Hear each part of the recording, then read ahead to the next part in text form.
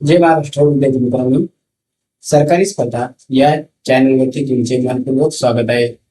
दररोजप्रमाणे आज आपण बघणार आहोत 26/6/2026 या दिवसातील महत्वाचे चालू घडामोडी आधारित प्रश्न व उत्तरे. जर तुम्ही कोणत्याही परीक्षेची तयारी करत असाल तर त्यासाठी अत्यंत महत्वाचे प्रश्न व उत्तरे आपण घेत असतो. चला तर सुरुवात करूया आजच्या प्रश्नांना. प्रश्न क्रमांक पहिला आहे, भारताचे सॉलिसिटर जनरल म्हणून पुनर्नियुक्ती कोणाची करण्यात आली आहे?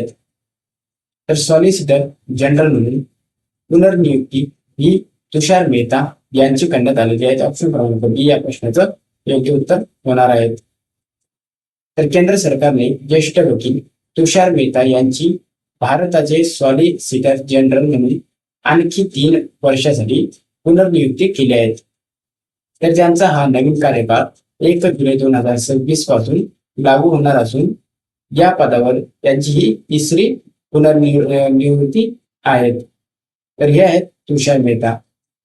सॉलिसिटर जनरल हे भारताचे 2ऱ्या क्रमांकाचे सर्वोच्च कायदा अधिकारी असतात. तर सॉलिसिटर जनरल पद हे संवैधानिक नाही हे तुम्हाला लक्षात ठेवायचं आहे. तर हा प्रश्न तुम्हाला विचारला जाऊ शकतात की सॉलिसिटर जनरल हे पद संवैधानिक आहे की नाही. तर हे संवैधानिक नाहीत.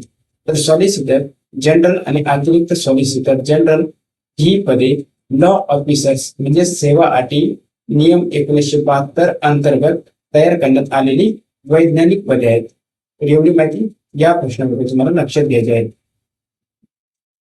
पुढील प्रश्नात प्रश्न क्रमांक 2, अलीकडेच चर्चेत असलेला कादियान बियास रेल्वे मार्ग प्रकल्प कोणत्या राज्याशी संबंधित आहे?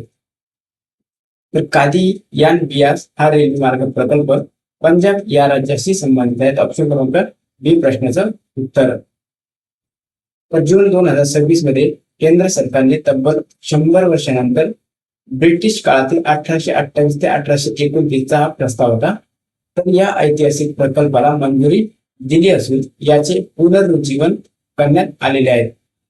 तर हा मार्ग ब्रॉडगेज मार्ग गुरदासपूर जिल्ह्यातील कादियान आणि अमृतसर या जिल्ह्यातील बियास यांना जोडलेला आहे. तर याची लांबी या मार्गाची एकूण लांबी आहे 39.68 किलोमीटर.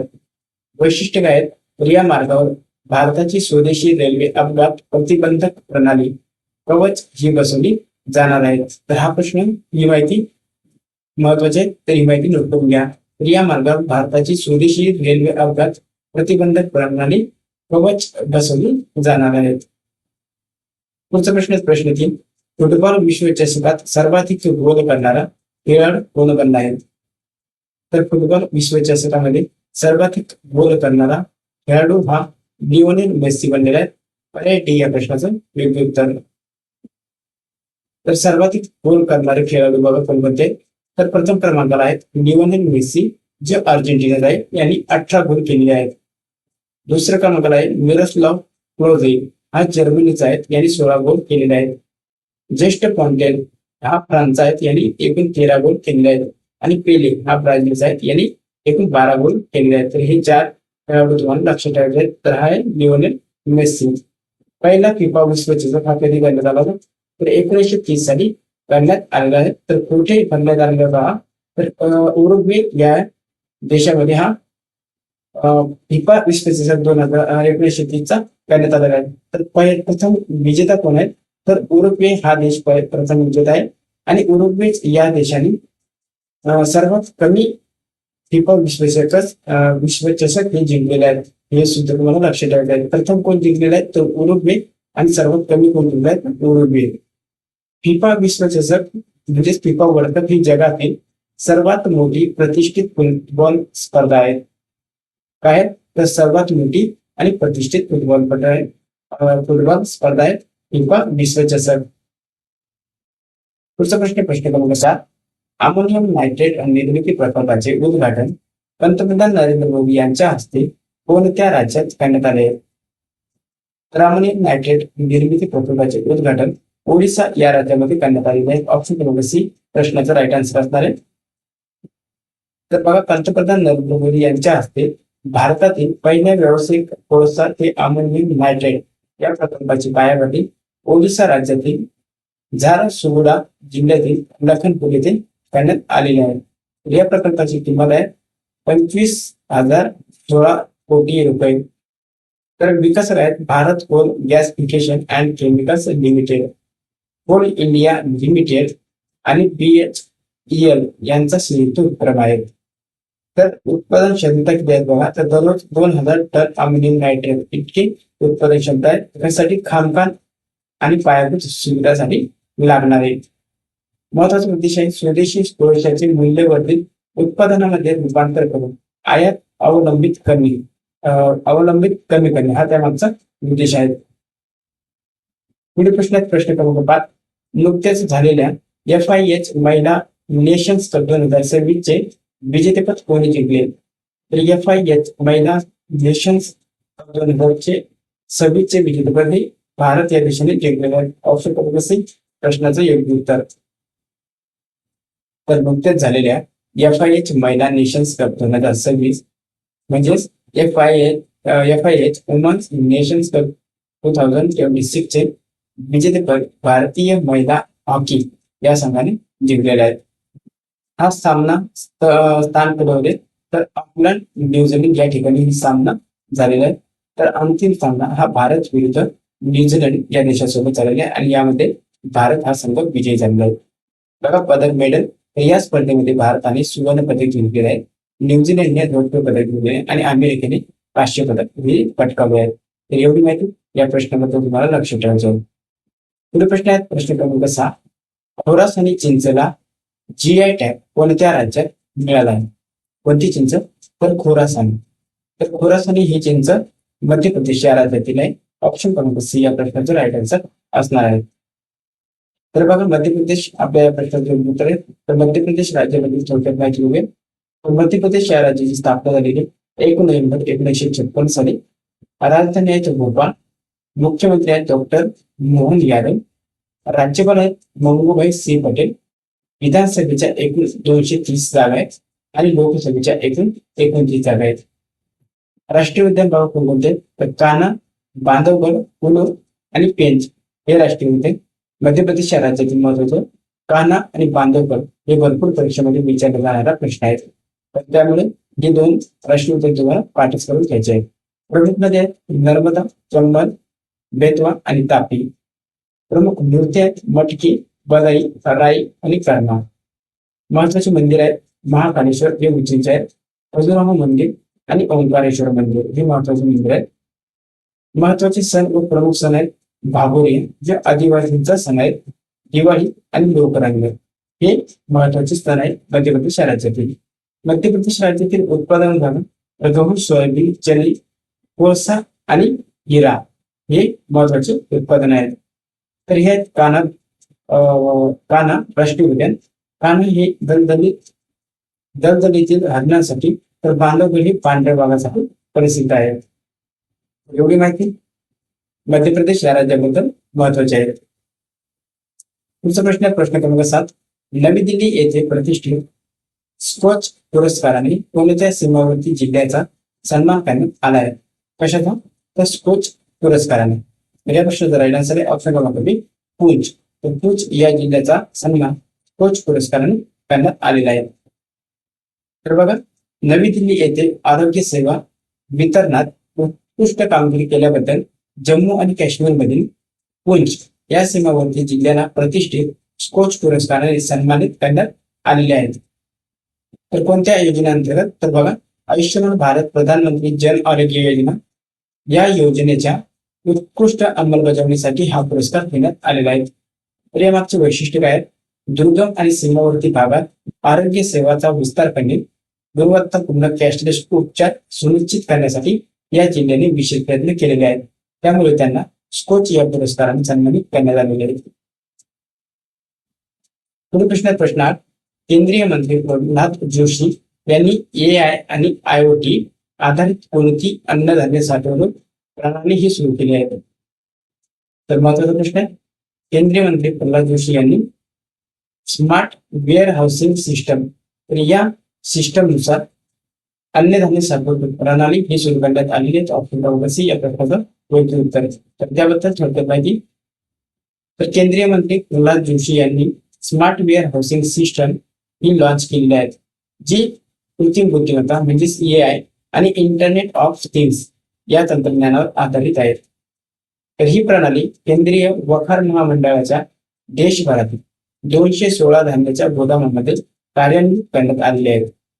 तर याचे फायदे काय आहेत? तर या प्रणालीमुळे सार्वजनिक वितरण प्रणालीमधील पारदर्शकता वाढेल, धान्याची चोरी थांबेल आणि आंशिक कृतीहून अधिक रेशन कार्ड धारकांना उच्च दर्जाचे वैज्ञानिकरित्या साठवलेले धान्य हे वेळेवर मिळण्यास मदत होईल. कशाद्वारे? तर AI आणि IoT या प्रणालीद्वारे. तर एवढी माहिती या प्रश्नाबद्दल. पुढील प्रश्नात प्रश्न क्रमांक 9, JM आणि CSCSPB भागीदारी स्थापन होणाऱ्या CSK चे पूर्ण काय आहेत?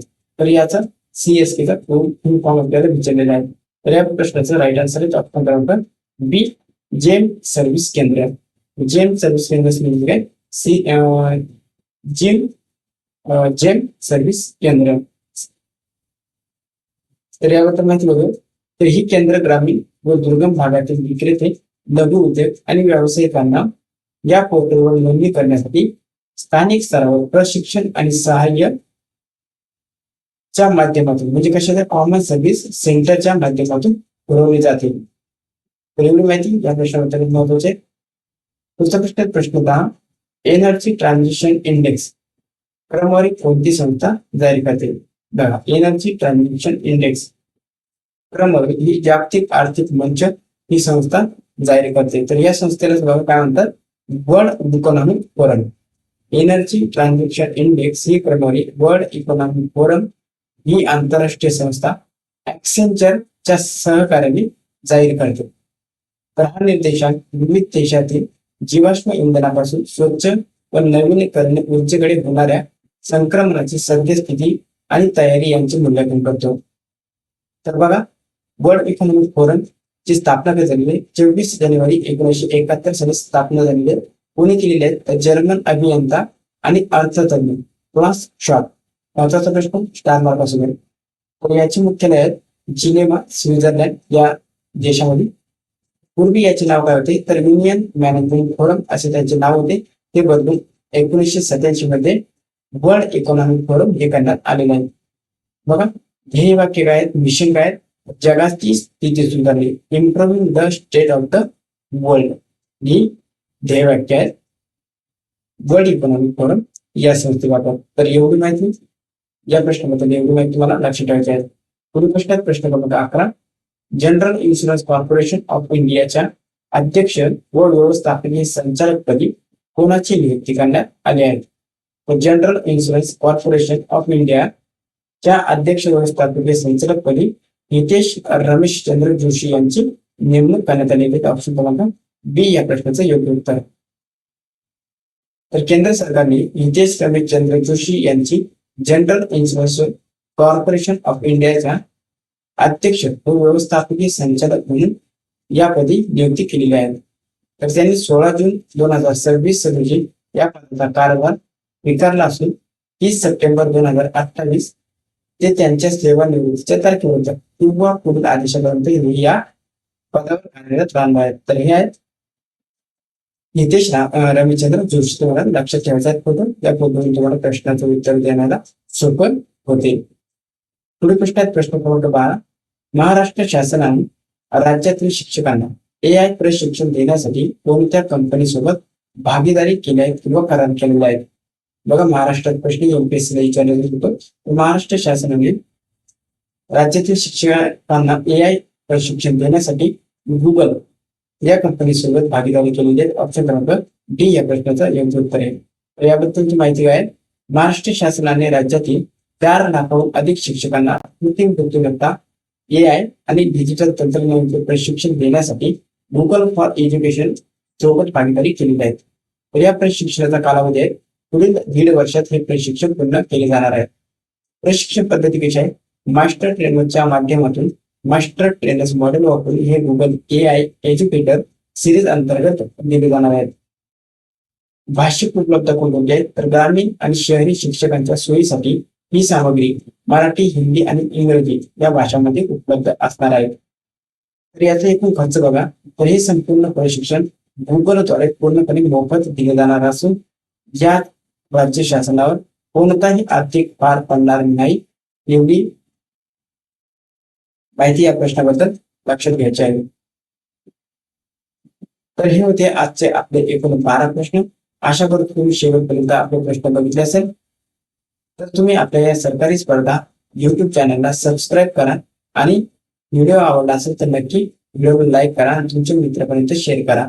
बघ, काल विचारलेला प्रश्न होता आणि या प्रश्नाचे योग्य उत्तर काय आहे. तर पत्थरकट्टी कला, 52 बुटी साडी आणि पीडीएफ पेंटिंग यांना GI टॅग कोणत्या राज्यात मिळाला आहे. तर या प्रश्नाचं योग्य उत्तर होतं ऑप्शन क्रमांक बी, झारखंड. झारखंड या राज्यामध्ये पत्थरकट्टी कला, 52 बुटी साडी आणि पीडीएफ पेंटिंग यांना GI टॅग देण्यात आलेला आहे. बघा, प्रश्न आहे तो तुमच्यासाठी आणि या प्रश्नाचं उत्तर तुम्हाला कमेंट करून सांगायचे आहे. प्रश्न बघा, जून 2026 मध्ये न्यू डेव्हलपमेंट बँक म्हणजेच NDB-चा 10वा सदस्य कोणता देश बनलेला आहे. पर्याय कझाकस्तान, पर्याय बी उझबेकिस्तान, पर्याय सी तजिकिस्तान आणि पर्याय डी किर्गिझस्तान. तर या 4 पर्यायापैकी तुम्हाला योग्य प्रश्नाचं उत्तर कमेंट करून सांगायचे आहे. प्रश्नाचं उत्तर चुकू द्या, काही हरकत नाही, परंतु प्रश्नाचं उत्तर देण्याचा प्रयत्न करा.